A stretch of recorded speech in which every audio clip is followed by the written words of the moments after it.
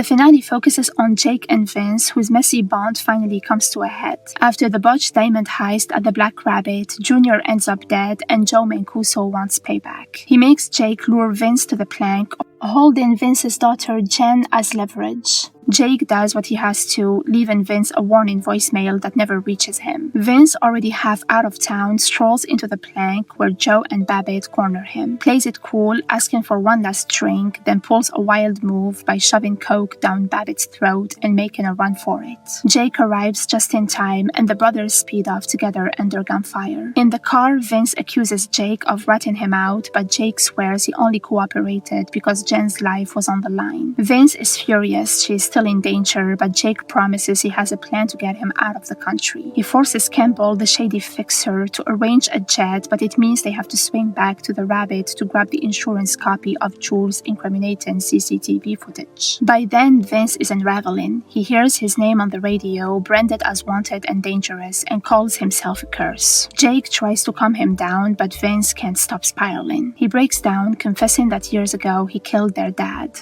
Jake shocks him by saying he already knew, he'd seen it happen when Vince dropped that bowling ball. Jake tells him that one awful act doesn't define who he is. Vince doesn't buy it. He asks Jake to stash his stolen money away for Jen and then makes his choice. He calls the cops on himself, refusing to drag Jake down any further. Jake begs him to face it together, maybe cut a deal, but Vince says Jake deserves a real shot at life. Moments later, he climbs to the Rabbit's roof and jumps. Jake is left stunned, holding the weight of his brother's sacrifice. Running underneath the brothers' story is Anna's tragedy. She'd been fired from the Black Rabbit and raped there by Jules, a celebrity painter who spiked her drink. Campbell, working for Jules, tried to buy her silence, but Junior later showed up to intimidate her. And in the struggle, she cracked her head in the bathroom and died. Detective Ellen always suspected Jules, but she needed proof. Jake had lied about deleting the CCTV footage, secretly keeping a copy as insurance. In the finale, after trying to leverage it to secure Vince's escape, Jake finally does the right thing. He turns the footage over to Ellen. It doesn't nail Junior, but it cements Jules as a suspect, ensuring both Anna's abuser and her killer are held accountable in different ways. Joe makes one last move, showing up at Jake's house after Vince's death. When he realizes the younger brother is gone, he finally backs off. For all the bad blood, even Joe can see there is nothing left to fight over. Vince's death reshapes the family.